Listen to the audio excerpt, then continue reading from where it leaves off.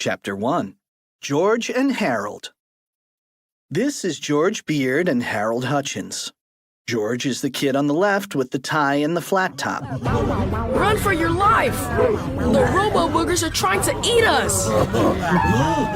Harold is the one on the right with the t-shirt and the bad haircut. Me too! Remember that now. Hey, George, you see that National Fine Arts Academy sign up ahead? Yep, let's change the letters, but we have to do it fast. There, National Fart Academy. Awesome! Now, there's just one thing left to do. What's that? Keep running! This is Mr. Krupp, Melvin Sneedley, and Sulu the Bionic Hamster. Mr. Krupp is the one on the left with the underwear and the bald head. Melvin Sneedley's brain has been accidentally transported into his body. Mommy! Papa! Help me! Melvin is the one on the right with the bow tie and the glasses. Mr. Krupp's brain has been accidentally transported into his body. Must get back to my office! And Sulu the Bionic Hamster is the hamstery-looking one in the middle with the laser eyeballs, the macro-hydraulic jumpatronic legs, the super-sumgobulating mini-automo arms, the virtually indestructible flexogromonic endoskeleton, and the twin-turbo 3000 SP5 Kung Fu titanium lithium alloy processor. Remember that now, too. And these are the ridiculous Robo-Boogers, 3 of the vilest, most disgusting, and most terrifying creatures ever to drip across the face of the earth. Even their names were horrible, monstrous monikers, the sound of which would drive madness into the hearts of the bravest of heroes. If you dare to know their nightmarishly deplorable names, I will tell you. But don't blame me if you have to sleep with a nightlight on for the rest of your life. Their names were Carl, Trixie, and Frankenbooger. See? I told you they were scary names. Carl, Trixie, and Frankenbooger each bellowed out terrifying, ear-piercing screams of unstoppable fury as they chased our heroes down the city streets. Finally, the Robo-Boogers cornered everyone in a dead-end alley. The 3 Flemish fiends oozed closer and closer until at last they leaped toward their prey. The situation had become so frightening that George, Harold, Melvin, and Mr. Krupp closed their eyes tightly and waited for the terrifying sounds of their own inevitable demise. Globble, globble, globble. Globble, globble, globble. But instead of hearing inevitable demise-y type sounds, our heroes heard something quite different. You see, at the very last second, Sulu the Bionic Hamster stretched open his flexogromonic jaw and shoved the 3 boogery behemoths into his mouth.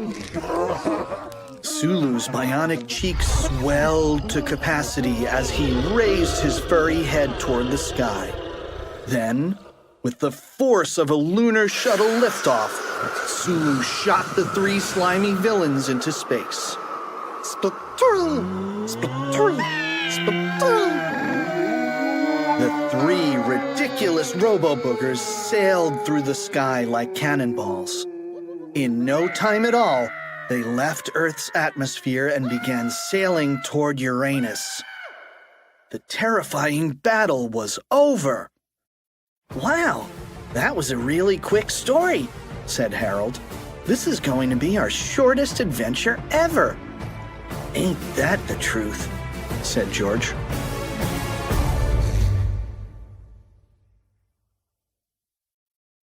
Chapter 2. It ain't. Unfortunately for George and Harold, Their adventure had only just begun. As everyone walked back to school, a confusing argument got underway. I want my hamster back, said Mr. Krupp. Your hamster, said George. First of all, he's our hamster now, and second of all, he never belonged to you. He belonged to Melvin. I don't care who he belongs to, Melvin interrupted. Hamsters aren't allowed in school, especially not in my school. I'm giving all three of you bubs a detention for bringing that furry beast into your classroom. You can't give us a detention, said Harold. You're just a kid like us. Suddenly, Mr. and Mrs. Sneedley came running toward them. Melvin, you're all right, cried Mrs. Sneedley. We're so happy you're safe, son, cried Mr. Sneedley. Mommy! Papa! cried Mr. Krupp. He dashed over to Melvin's parents with open arms. The sight of a bald, grown man in his underwear running toward them made Mrs. Sneedley scream in horror. Hey, what's the big idea? yelled Mr. Sneedley. It's me, Papa, cried Mr. Krupp. Don't you recognize your own son? Get away from us, you weirdo! Mrs. Sneedley yelled as she hit Mr. Krupp with her purse. Melvin ignored the commotion as he walked past them all and went into the school. Melvin stormed upstairs and headed for the school office. Everyone except Miss Anthrope had already gone home for the day, and she was getting ready to leave too. Just where do you think you're going? shouted Melvin. Miss Anthrope turned and stared in shock at the fourth grader standing behind her. What did you just say? she cried in a voice that was rapidly becoming a scream. Who do you think you are? I'm the guy who's gonna fire your hiney if you don't get me my coffee. Now! yelled Melvin. Hey, what are you doing? Normally, school secretaries don't have the authority to hang a child from a coat hook by his underwear. I'm telling. But today had been a particularly stressful day for Miss Anthrope. She had been covered in snot, carried through town by a rampaging robotic monster, and, worst of all, forced to chaperone an elementary school field trip. Now it was payback time.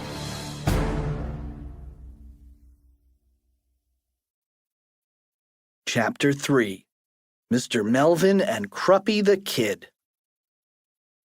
Miss Anthrope collected her things and left for home, grumbling under her breath as she passed George and Harold in the hallway. The two boys could hear Melvin's angry shouts coming from down the hall, so they went to the office to investigate. While they were getting Melvin off the hook, Mr. Krupp ran into the office, sweaty and out of breath. You guys have got to help me, he cried. My mom and dad are trying to kill me. Has the world gone mad? Relax, Einstein, said George calmly, and put on some clothes. George and Harold had already figured out what was going on, so they tried to explain the situation to Melvin and Mr. Krupp.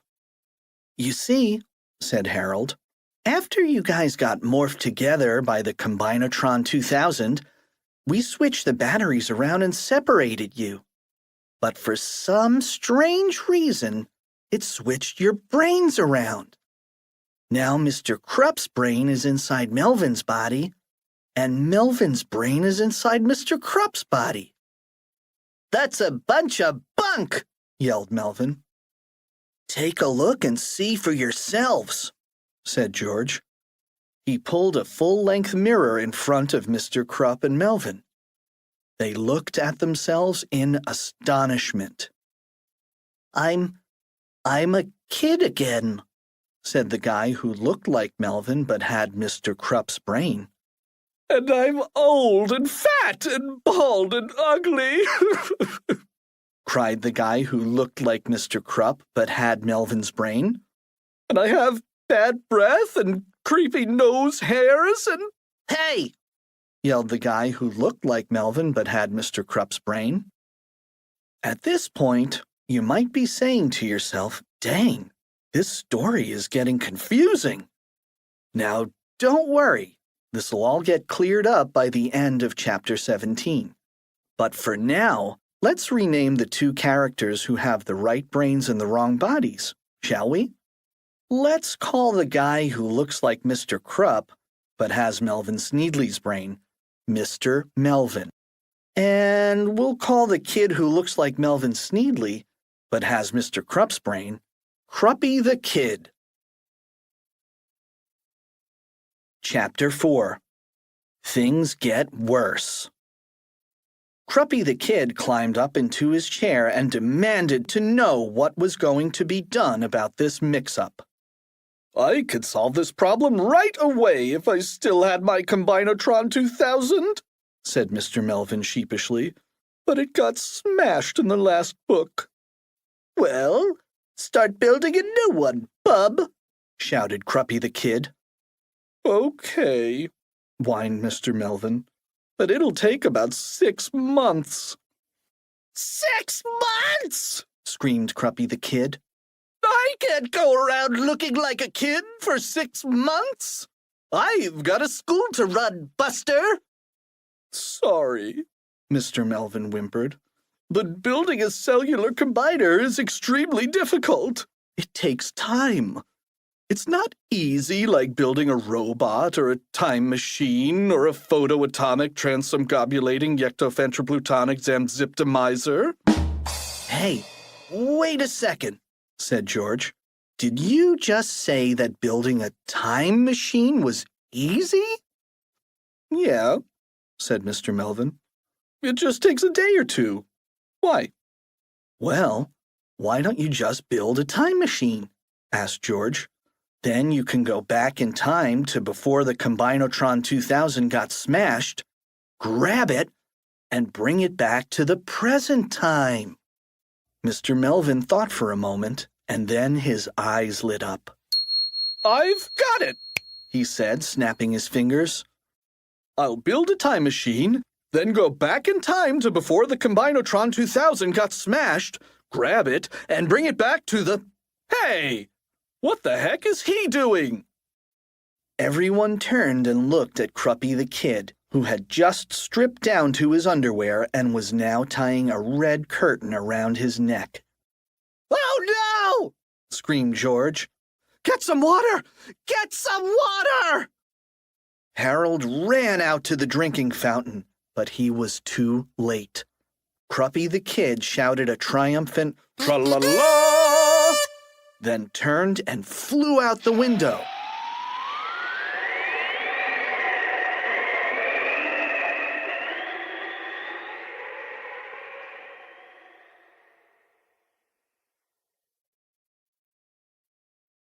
Chapter 5. Things Get Worser. Did you guys just see that? Cried Mr. Melvin.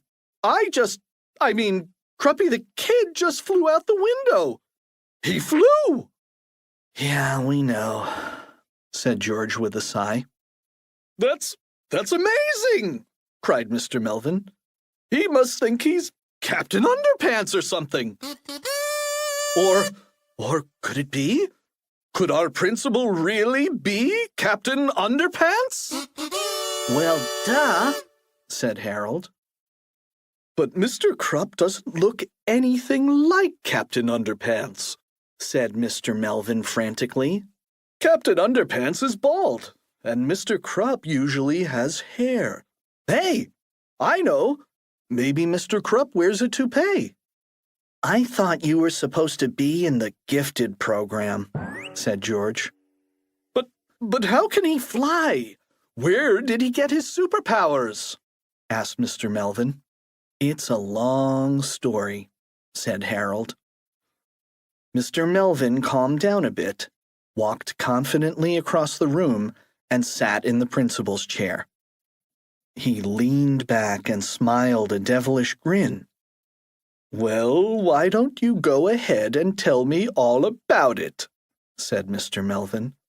I've got all the time in the world.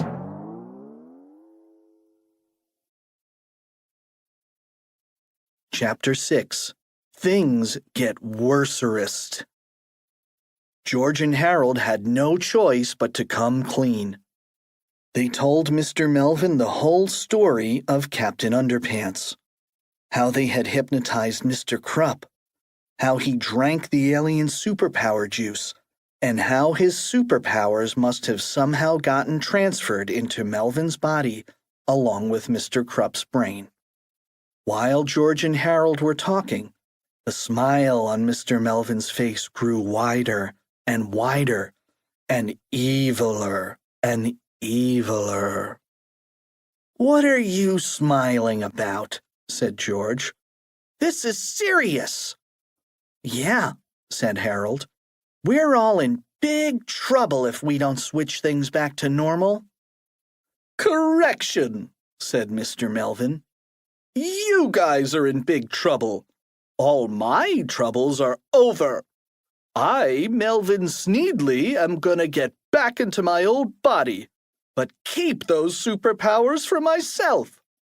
I'm gonna become the world's first superpowered kid." "Hey, you can't do that," said Harold. "I can do whatever I want," snapped Mr. Melvin. "I'm in charge now. I look just like the principal, so I'm gonna make the rules, and you guys are gonna follow them. Or else." "Or else what?" George demanded. "Or else," snarled Mr. Melvin, "I'll order your teachers to give you guys 12 hours of homework every night for the next 8 years. That shut George and Harold up. Mr. Melvin's first order of the day was for George and Harold to make a new comic book about the world's first superpowered kid, Melvin Sneedley. "Give me a really cool name," said Mr. Melvin. "Like Big Melvin or Mystery Melvin." "Mystery Melvin?" said George and Harold in disbelief. "And make up a story where I defeat Captain Underpants and become the world's greatest superhero. And you better not make me look stupid either," Mr. Melvin shouted. "But we can't make a comic book right now," cried Harold. "We've got to chase after Captain Cruppy, the, Underpants kid." "You can chase after him all you want," said Mr. Melvin, "after you make that comic book. Now get going. I've got a time machine to build." Chapter 7. The Purple Potty.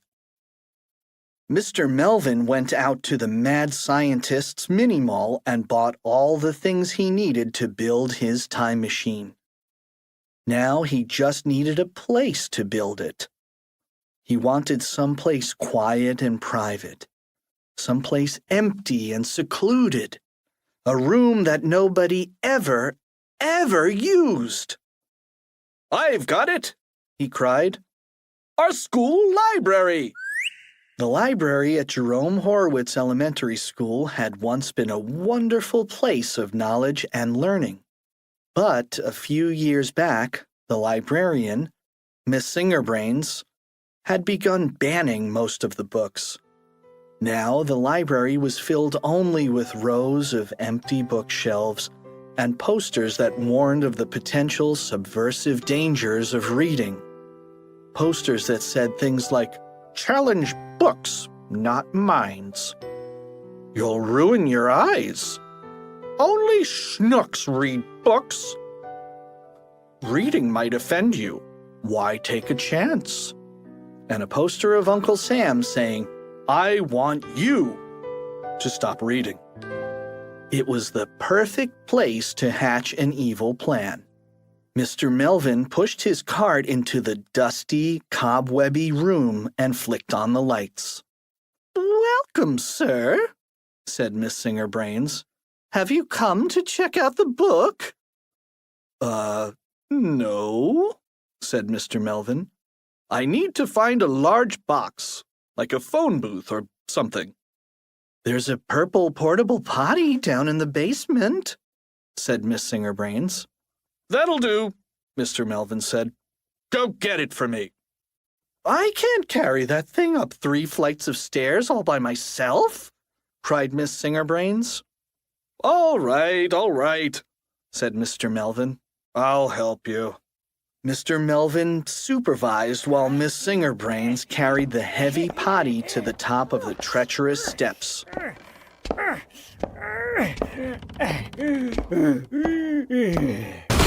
Good job, said Mr. Melvin. Now go clean out your desk. You're fired. Fired? Cried Miss Singerbrains. What for? For the rest of your life, said Mr. Melvin. Chapter 8.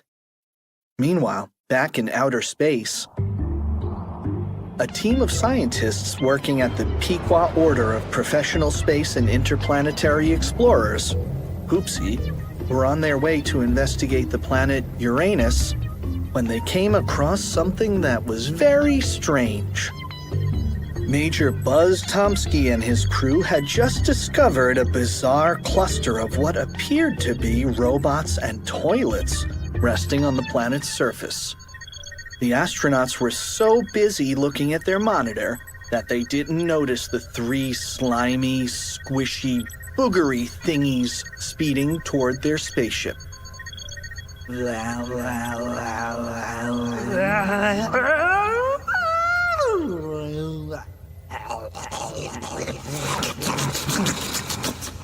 It was the Robo-Boogers hurtling through space. They smacked right into the Poopsie spaceship. Splat! Smack! Scoot!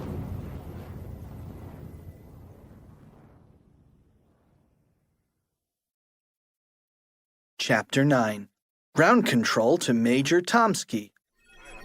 Suddenly, a very concerned voice came across the Poopsie space phone. What's going on up there, Bup? Asked Ground Control. We're okay, said Major Tomsky as he unzipped the cockpit's window screen for a better look. But it appears our ship has just been splattered by 3 unidentified squishy objects. That does it, said Ground Control. This mission is just getting too strange. I want you guys to turn that ship around and come on back home. Will do, said Major Tomsky. He pushed in the clutch, made a U-turn, and in no time at all, the Poopsie shuttle was headed back to Earth, with 3 giggling stowaways hanging on for the long ride home.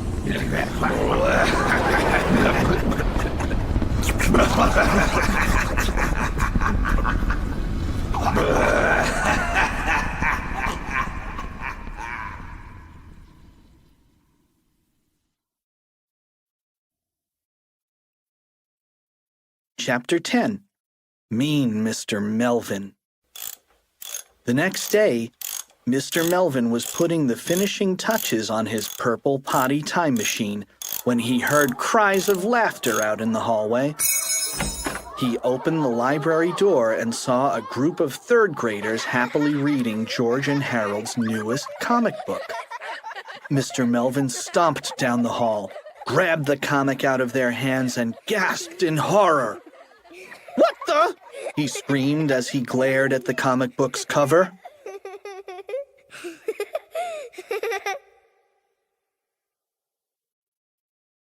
Chapter 11.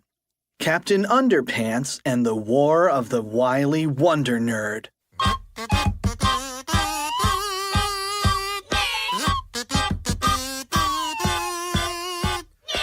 Captain Underpants and the War of the Wily Wonder Nerd. A gripping tale of action and horror by George Beard and Harold Hutchins. Once upon a time, there was a nuclear power plant. It had lots of waste. The waste was supposed to be taken to a dump in a nuclear waste removal truck. But one barrel fell off. The barrel rolled down a hill and landed in a cotton field. Soon, The cotton soaked up the nuclear waste and began to grow.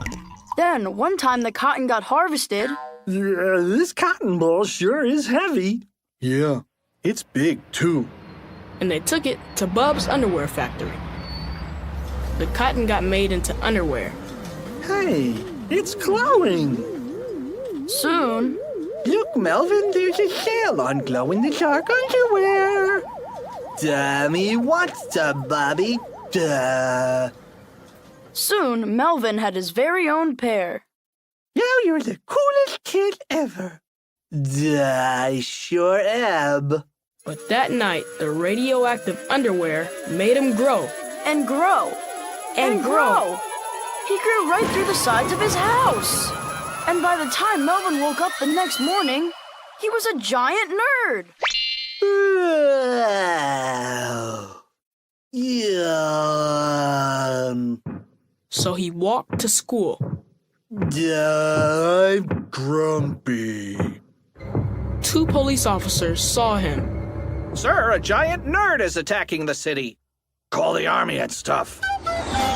Soon, the army and stuff arrived. Then there was a big war. Ready? Aim. Fire! I'm telling.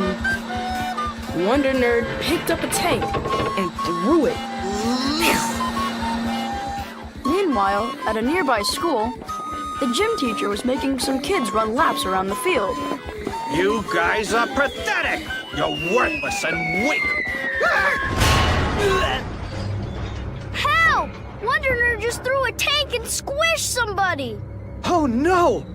Who was it? The gym teacher. Thank goodness. I thought it was somebody important. This looks like a job for... Captain Underpants! Tra-la-la! Hey, Wonder Nerd! Quit it! I'm not a nerd. I'm cool. My mommy said so. Captain Underpants flew around and saw a tag on Wonder Nerd's undies. Warning. This underpants may shrink when washed. I've got an idea. Just then, Wonder Nerd grabbed Captain Underpants. Aha! I got you. Okay, do whatever you want, but please don't dunk me in the lake. Huh? You can kill me, but please don't dunk me in the lake. I pray it. Aha! Oh, yeah? Well, maybe I will dunk you in the lake. Oh, heavens, no! I'll show you. The lake! No way! Wonder Nerd waded into the lake, clutching Captain Underpants. Get ready to be dunked. Aw, man! Hey, what the? Wonder Nerd let go of Captain Underpants and ran out of the lake. Ah! My underpanties got wet. It's shrinking. The underpants kept shrinking. As they got tighter and tighter around Wonder Nerd's waist, the rest of him puffed up like a giant balloon. Captain Underpants called to a passing bird. Here, birdie, birdie. The bird flew right into Wonder Nerd and punctured him with its sharp beak. Bark! I'm shrinking. It's off to nerd jail for you. Rats. Stuck in a jail for dumb, stupid nerds. Tra-la-la! The end. Moral. Always buy pre-shrunk underwears. Treehouse Comics, Inc.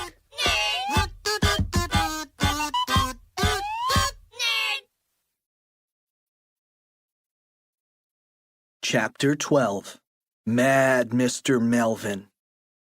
Mr. Melvin was furious. He marched into the office and turned on the school intercom.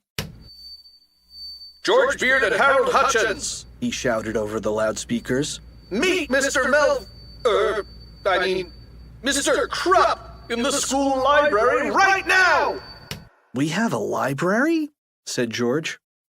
After about 20 minutes of searching, George and Harold finally came across a room they had never seen before. They entered cautiously, stepping quietly past rows and rows of empty bookshelves until they met up with Mr. Melvin. I told you guys to give me a cool name and not to make me look stupid! Mr. Melvin screamed, clutching their comic book in his sweaty hand. Oops, said George. I thought you said to give you a stupid name and not to make you look cool. Yeah, said Harold. It was an honest misunderstanding.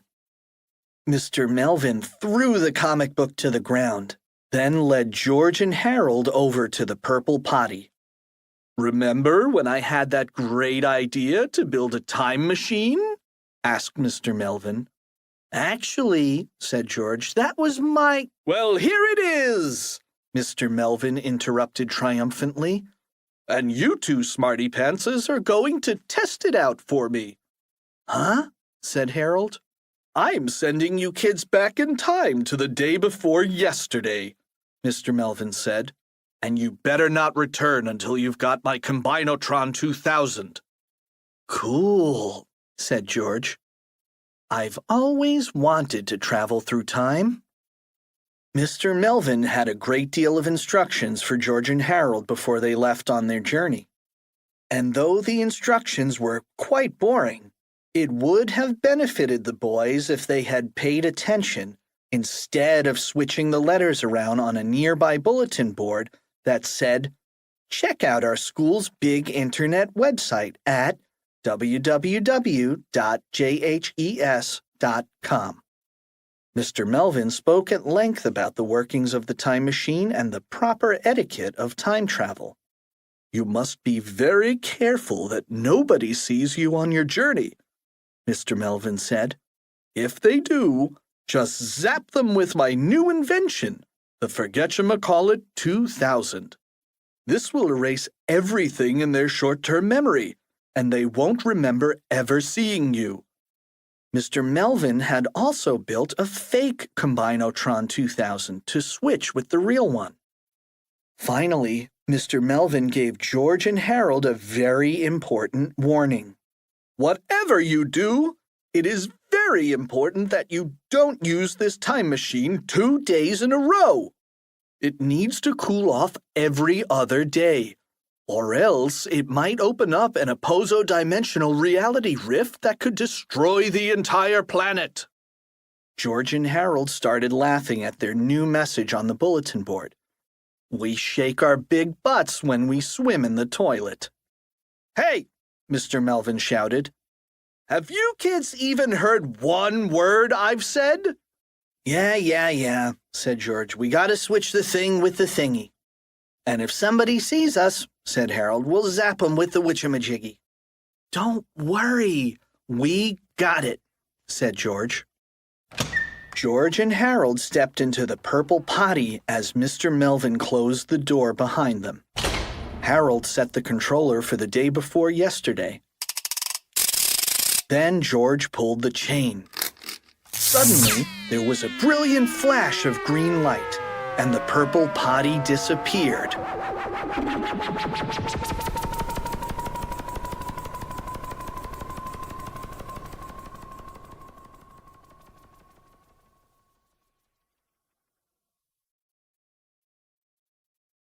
Chapter 13. The Day Before Yesterday.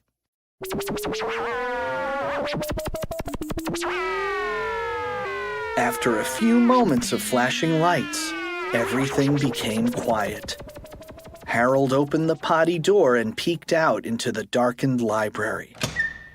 Cautiously, the two time travelers stepped to the library window and looked out. There they saw Melvin's father, Mr. Sneedly, zapping the Bionic Booger Boy with a blast from the Combinotron 2000. Been there, said George. Done that, said Harold. In the corner, George and Harold found a coat and hat, which belonged to Missinger Brains. Immediately, they thought of a plan. Harold put on the coat and hat and climbed onto George's shoulders. I sure hope this disguise works, said Harold.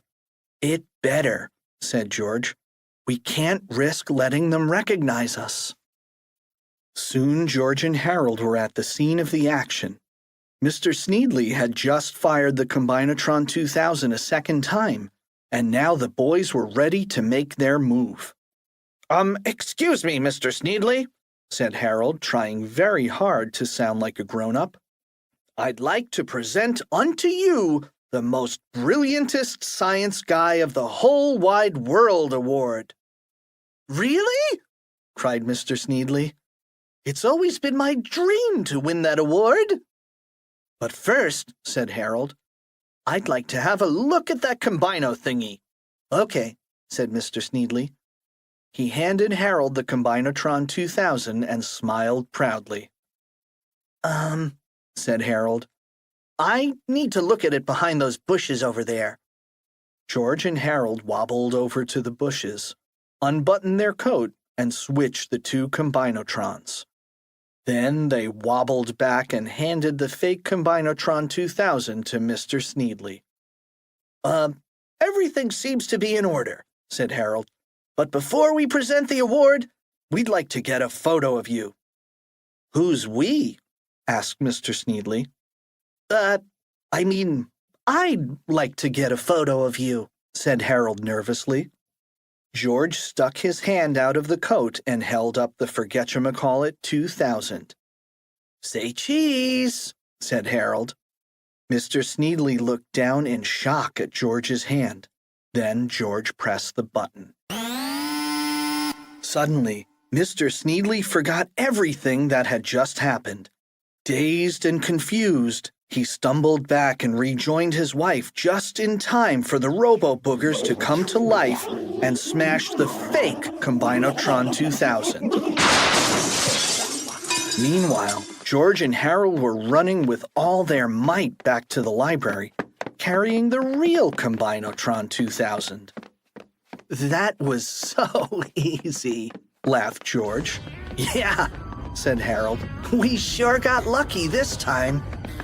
But when they reached the library door, George and Harold discovered that they hadn't been quite so lucky after all.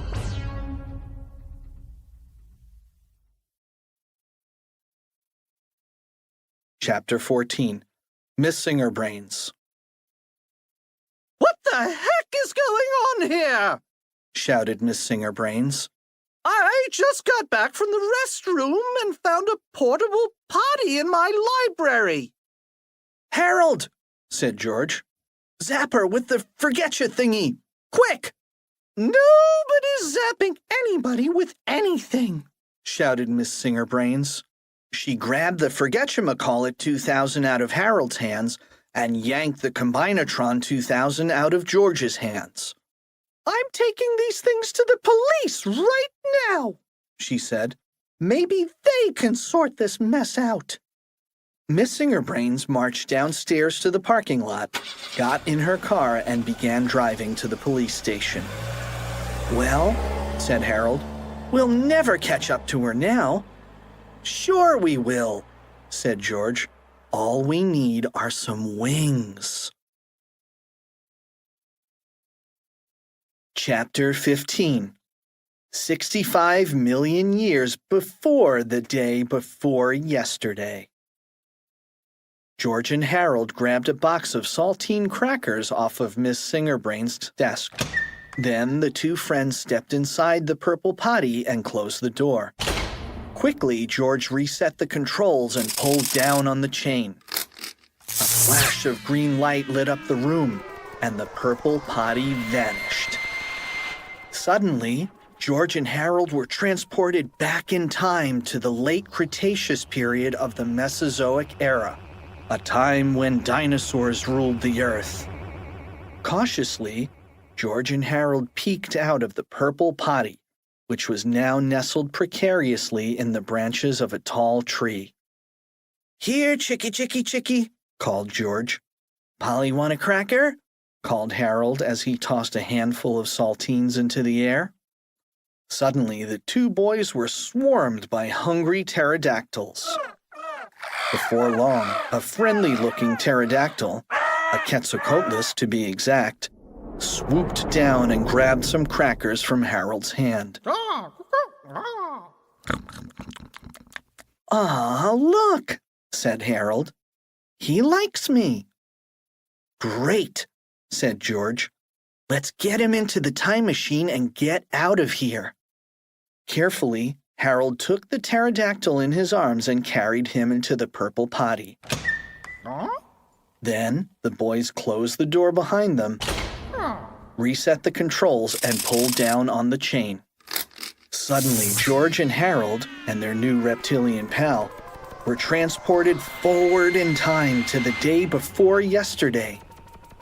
The door of the time machine swung open, and the three friends sailed out of the purple potty, through the library window, and up over the town. George looked down on the city streets until finally he located Miss Singerbrain's car. "There she is!" George cried. "I sure love our new pterodactyl," said Harold. "I'm gonna name him Crackers." "Don't give him a name," said George. "We're not keeping him. We're just borrowing him." George, Harold, and Crackers swooped down and landed on Miss Singerbrain's car, which was stopped at a traffic light. Miss Singerbrain screamed in horror. "Wait!" cried George. "There's no reason to be afraid. You're just dreaming." "I'm dreaming?" asked Miss Singerbrains. "Sure. Think about it," said Harold. "Purple potties appearing out of nowhere, kids running around with laser zappers, pterosaurs landing on your car. This stuff only happens in dreams." "Gosh, you're right," said Miss Singerbrains. "But it all seems so real." "Well, trust us," said George. "In a few minutes you won't remember any of it." Before long, George, Harold, and Miss Singerbrains were all gliding back to school with their good pal Crackers. The Combinatron 2000 and the Forgetchamacallit 2000 were safe once again. Soon, they arrived back at the library. "I'll keep an eye on Miss Singerbrains," said George. "You take that pterodactyl back where we found him." "Aw, can't we keep him?" asked Harold. "No," said George sternly. "He belongs in his own time. Now take him back." "Aw, man," said Harold. Sadly, Harold carried Crackers into the purple potty and closed the door. After a few seconds, the time machine disappeared in a flash of green light. A half hour later, another flash of green light filled the room, and the purple potty was back. "What took you so long?" asked George. Nothing," said Harold. "Did you have any trouble taking Crackers back to his home?" asked George. Not really," said Harold. "You did take him back to his home, didn't you?" asked George. Sure," said Harold, though he didn't sound very sure. Quickly, George zapped Miss Singerbrains with the Forgetchamacallit 2000 and jumped into the purple potty. Then, with a quick flash of green light, they were gone.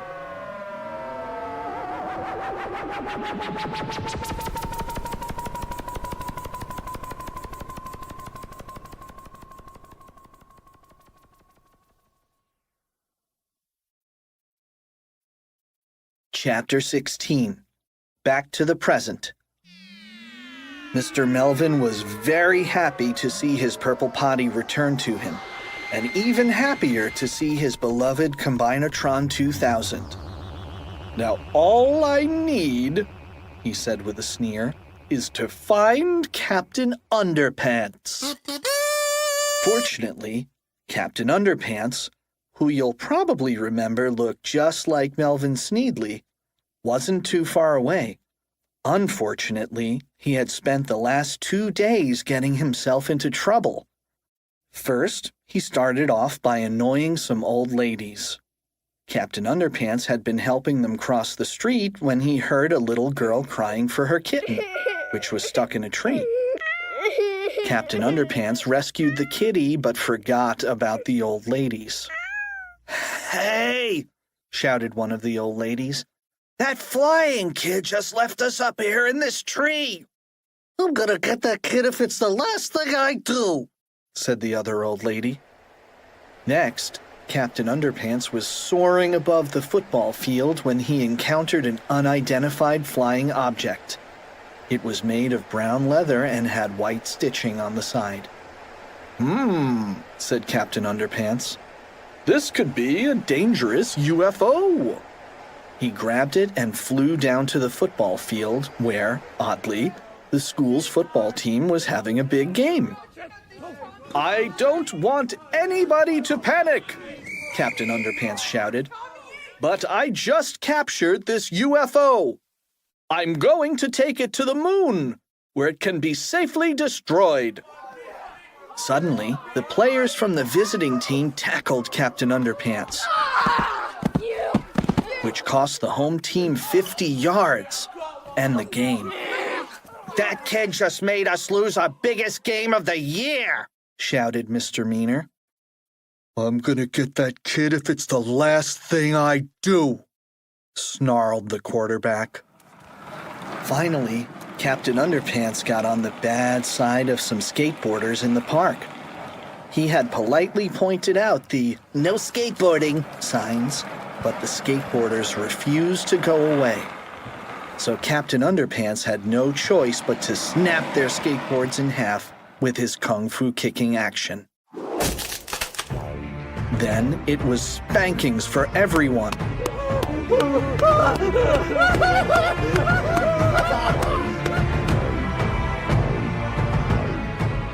Dude, cried one of the skateboarders. That little dude just, duded our dude boards. Dude, said another skateboarder. I'm gonna dude that dude if it's the last dude I dude.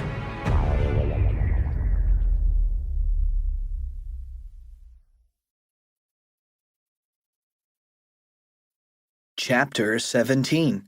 The Big Switcheroony. Mr. Melvin ordered George and Harold to stick their heads out the window and call for Captain Underpants. Soon, the waistband warrior appeared. Mr. Melvin welcomed the caped hero inside and asked him to pose for a photo. Why, I'd be delighted, said Captain Underpants.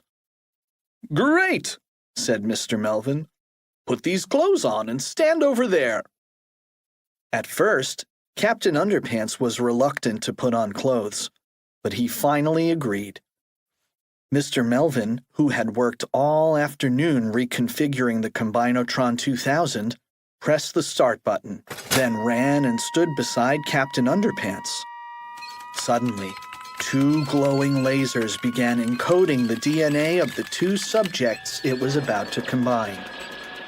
Then, a burst of brilliant red light shot out of the Combinotron 2000 and formed a ball of energy between Captain Underpants and Mr. Melvin.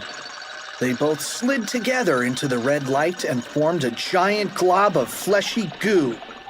The newly reconfigured Combinotron 2000 then switched polarities and began the process of separating the two human elements. The red ball of light slowly changed to a lovely shade of green. Suddenly, there was a blinding flash of light, a quick puff of smoke, and it was all over. Everybody's brains were back where they belonged. Wow, that sure is a weird camera, said Captain Underpants, who now looked exactly like Captain Underpants. Can I take these clothes off now? They're bad for my image. Go right ahead, said Melvin Sneedly, who now looked exactly like Melvin Sneedly. Finally, it looked as if everything was back to normal. But as we all know, looks can be deceiving. Chapter 18. The Return of the Ridiculous Robo-Boogers.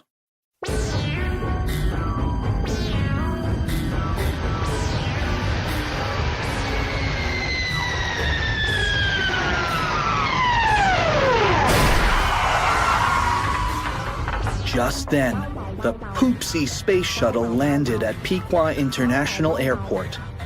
It wasn't the smoothest of landings due to the fact that 3 robotic boogers had just eaten most of the shuttle's tail fin and nearly all of its rocket thrusters. Major Tomsky and his crew had barely escaped with their lives. Inside the school library, Captain Underpants heard the astronauts' panicked cries coming from the airport. This looks like a job for me, he shouted, and with a mighty tra-la-la, he leaped out the window and fell 3 stories to the ground. George and Harold screamed and ran downstairs. Captain Underpants, cried George. Are you okay? Speak to us, cried Harold. Captain Underpants slowly lifted his head in confusion.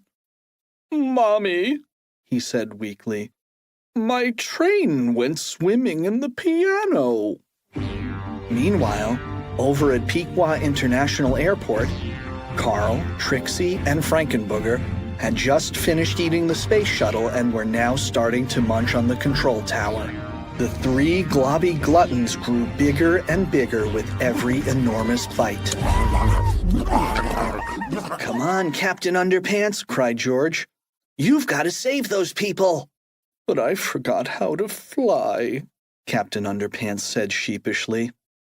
You didn't forget, laughed Melvin Sneedly, who was now floating above their heads. You've just lost your superpowers. But don't worry, they've been safely transferred into my body. Now I'm the world's greatest superhero. Melvin, cried George, those Robo-Boogers came back to Earth. They're attacking people at the airport. You've got to help those people. I'm not doing a thing until you guys change that comic book, Melvin said. And you better make me look cool this time.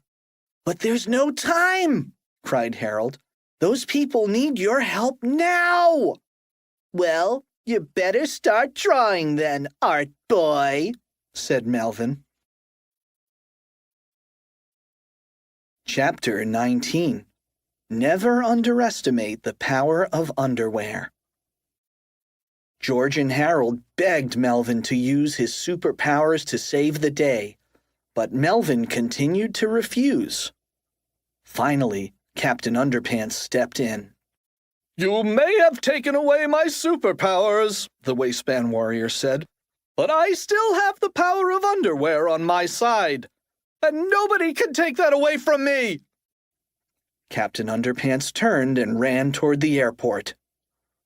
Melvin, cried George frantically, if you don't do something, those boogers are gonna kill Mr. Krupp. That's not my fault, said Melvin. You're the ones who wrote that stupid comic book about me. Now change it, or else. George and Harold looked at each other. Their choice was simple. Either fight with Captain Underpants and probably die, or give in to the dark side and live. The 2 boys turned and ran to the airport. Chapter 20. Booger Brunch. George and Harold quickly caught up with Captain Underpants. Soon they were all at the airport witnessing the carnage of the ridiculous Robo-Boogers. Captain Underpants shouted out a triumphant tra-la-la from below. Suddenly, the 3 Robo-Boogers turned toward the familiar-sounding voice. Quickly, their laser-guided eyeballs zoomed in on 3 of the heroes who had made their lives so miserable back in Chapter 1. Immediately, the Robo-Boogers leaped at George, Harold, and Captain Underpants. And the chase was on. Again!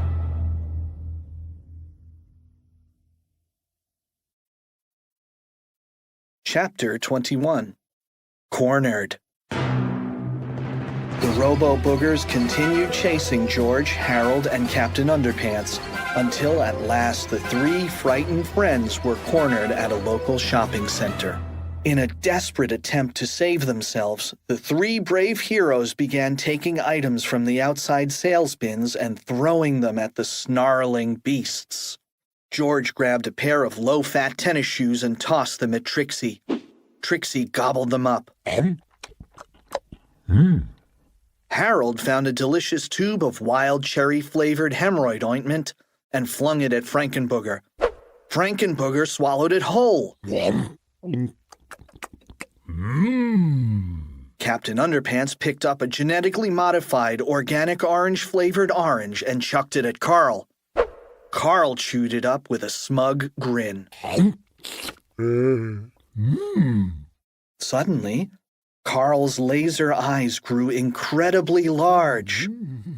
The haughty smile on his face turned into a panicked gasp as the wet, gooshy snot that covered his body began to dry up and crumble. Huge, crispy booglets shot off of his smoldering robotic endoskeleton like green popcorn. "What's going on?" cried Harold. "It's the oranges!" cried George. "It's gotta be the vitamin C in these oranges. It's combating the cold and flu that caused those boogers to turn evil." Carl thrashed around brutally as more and more of his disintegrating body cracked off and fell to the ground. Finally, the lights in his panic-stricken laser eyes slowly went out. He stumbled over and crashed horribly into the parking lot. Carl was dead.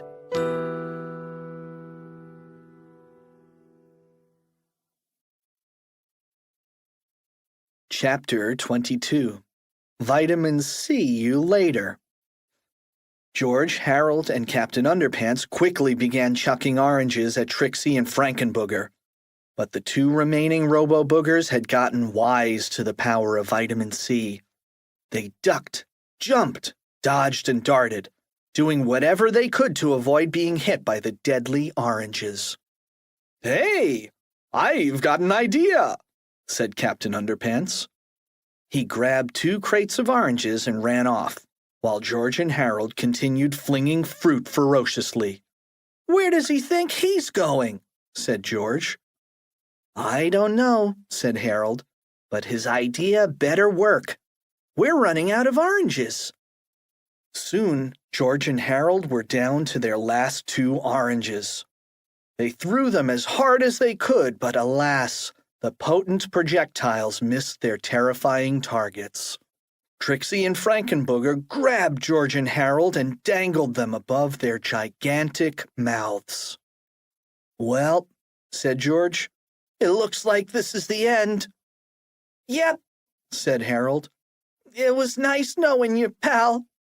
Suddenly, the Robo-Boogers heard a familiar tra-la-la coming from somewhere over on the next page. The repulsive Robo-Boogers dropped George and Harold and stomped over to page 130. There they found Captain Underpants standing at the top of a large novelty toilet on the roof of John's house of toilets. He was shouting tra-la-la and doing a very annoying dance, which made the Robo-Boogers very, very angry. Chapter 23. The Underpants Dance in Sound-O-Rama. Registered trademark. You've tried the twist, mastered the Macarena, and figured out the funky chicken. Now it's time to learn the most annoying dance ever, the Underpants Dance. It's sure to irritate parents, teachers, evil villains, and kids of all ages. Just follow along with the music in this chapter and learn the Underpants Dance today. Through the magic of Sound-O-Rama, anyone can learn how to do the Underpants Dance. First, make sure you're wearing your underpants. Then, just follow along with Captain Underpants and move to the music in this next scene. With a little bit of practice, you'll soon be the most irritating person you've ever met. Good luck! Step 1. The Wedgie Wiggle. First, bend your left knee to the right, then your right knee to the left, and raise your arm up and down, pointing to the sky.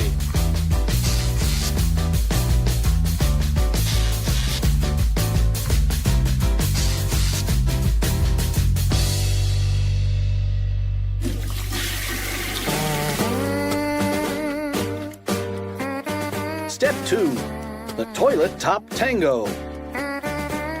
Now bend both knees to the right, then to the left, and do 2 thumbs up, throwing your arms from side to side.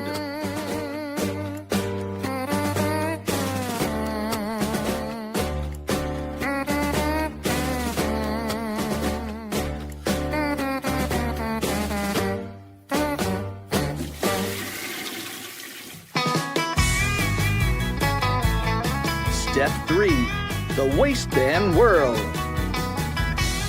Now move your body like a chugga-chugga-choo-choo train.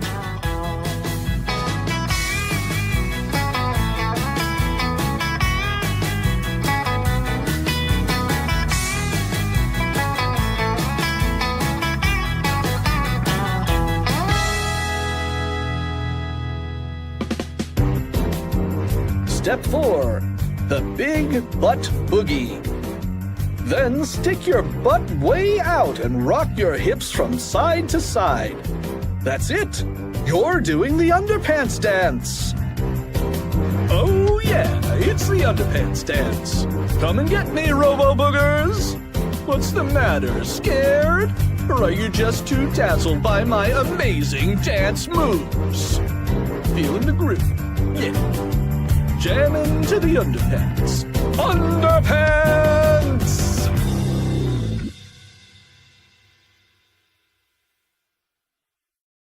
Chapter 24, Squishies, Part 2.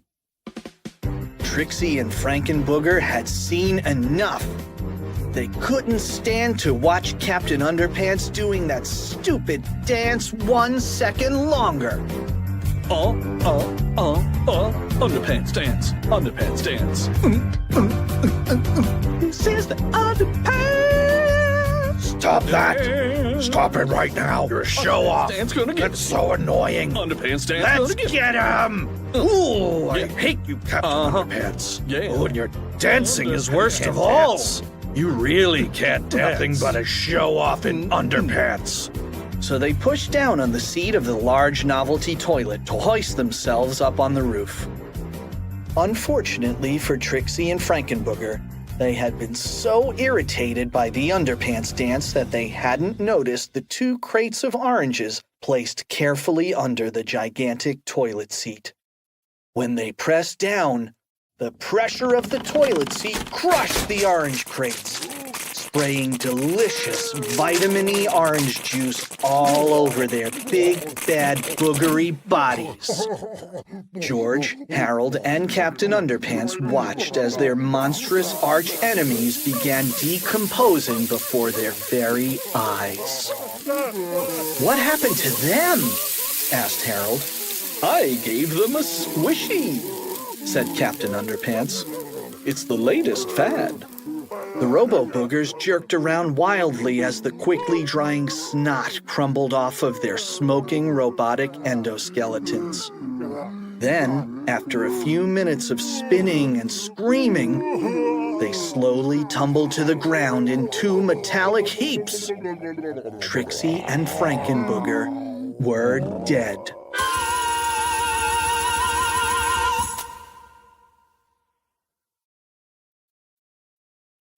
Chapter 25, Big Melvin.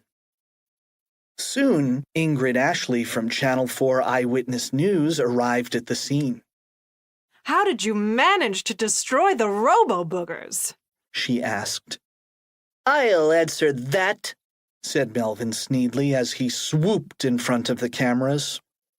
He was robed in some old drapes that he had tied around his neck at the last minute, and he looked quite silly. "I, Big Melvin, fought those monsters with my mighty superpowers," Melvin fibbed. Then I destroyed them with my super smart brain. No, you didn't, said Harold. You weren't even here, said George. Don't listen to those guys, said Melvin. I, Big Melvin, am the real hero here. Melvin flew above the two defeated Robo-Boogers and used his new laser eye beams to burn the letters B and M in front of the dead creatures. Just like Zorro, said Big Melvin. I shall sign my initials on all of my heroic handiwork. From now on, whenever you see a big BM, you'll think of me. That's funny, said George. Big BMs have always made me think of you. Big Melvin flew over to Captain Underpants and grabbed him by the arm. Now, said Big Melvin, the entire world shall bear witness to the humiliating defeat of Captain Underpants. Suddenly, George and Harold got an idea. They turned and ran back to the school while Big Melvin continued to threaten Captain Underpants. I command you to bow down to me, shouted Big Melvin. Never, said Captain Underpants. You shall bow down to me, Big Melvin yelled. I shan't, cried Captain Underpants. Then, said Big Melvin as he untied the drapes around his neck, you will feel the power of my wrath.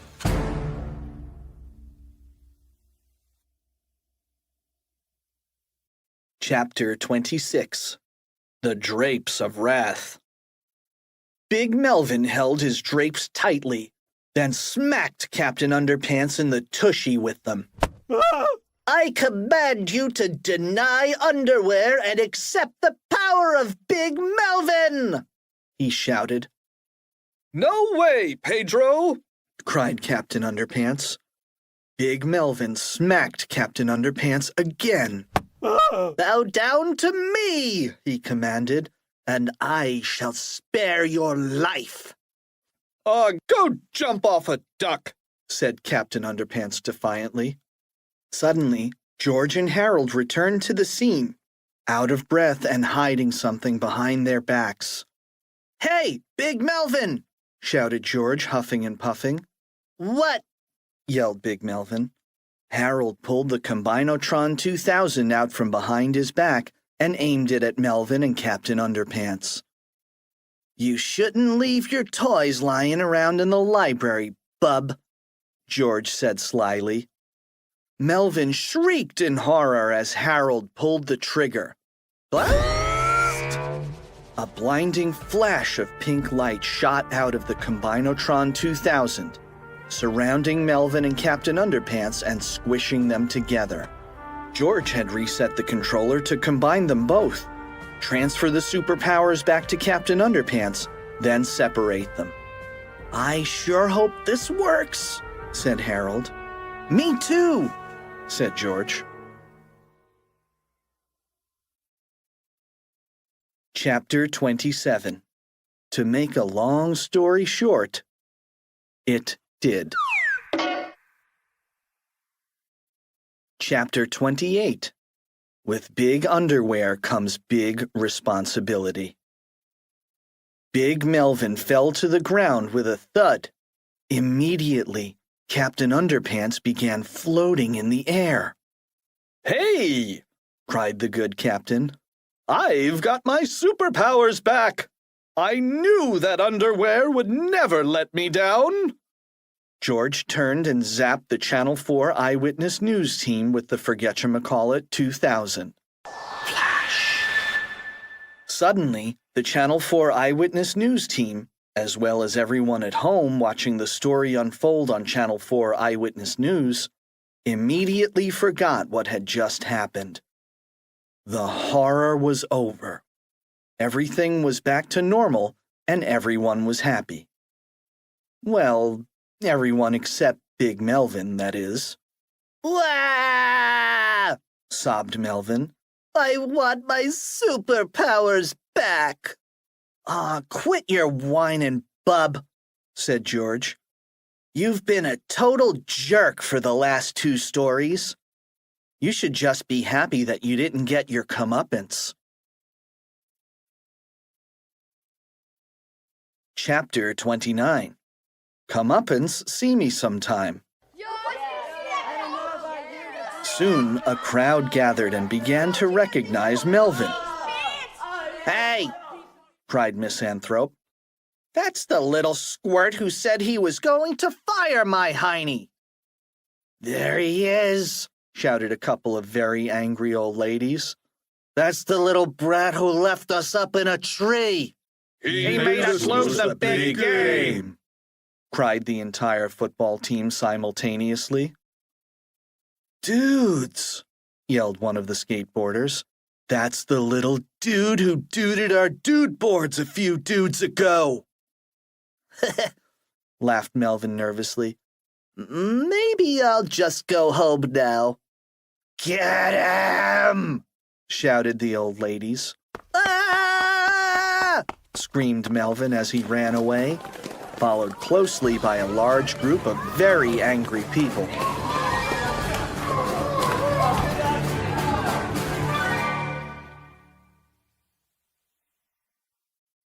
Chapter 30.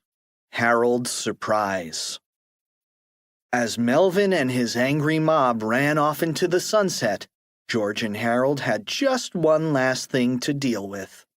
A quick squirt of water to Captain Underpants' face was all it took to bring him back to his cruppy old self. Blah, blah, blah. Well, that takes care of that, said George, and the 2 boys walked back to their treehouse.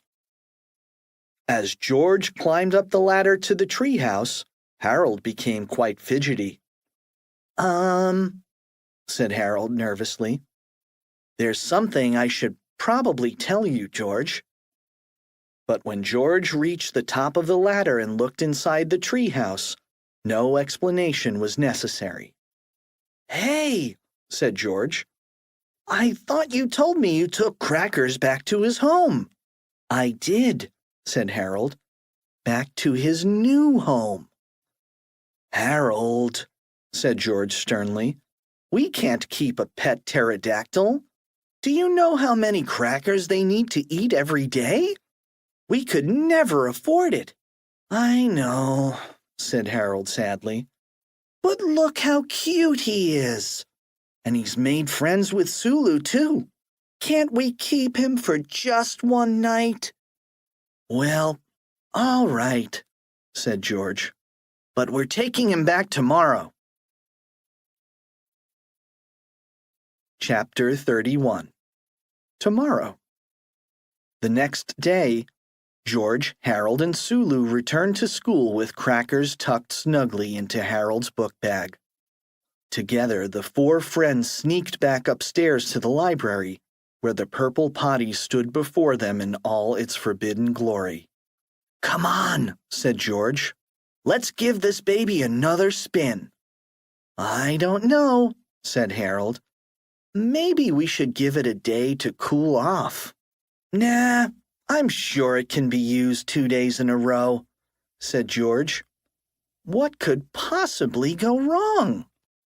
But didn't Melvin warn us not to use this machine 2 days in a row? Asked Harold. Yeah, said George. Back in Chapter 12, starting with the first word in the 3rd line of the 2nd paragraph on page 77. What exactly did he say? Asked Harold. Beats me, said George. I'm not very good at remembering details. Well, I don't know about this, said Harold. What if our journey brings about the end of the world as we know it? That's ridiculous, said George. It all sounds like a setup for the sequel to a really lame children's book. The 4 friends stepped inside the purple potty and closed the door behind them. George set the controller to return them to the Cretaceous period of the Mesozoic era, and then pulled the chain. Suddenly, an orange light began flashing wildly. "Hey, I don't remember seeing an orange light before," said Harold. Then the purple potty began to shake and rock violently. "I don't remember this thing shaking and rocking before either," said George. "Something is wrong," cried Harold. "Something is terribly, terribly wrong!" Suddenly, the entire room lit up with an explosive burst of lightning, and the purple potty began to disappear into a whirlwind of electric air. The only thing that could be heard above the chaotic clatter was the sound of two terrified voices screaming into the unknown abyss. "Oh no!" screamed one of the voices. "Here we go again!" screamed the other.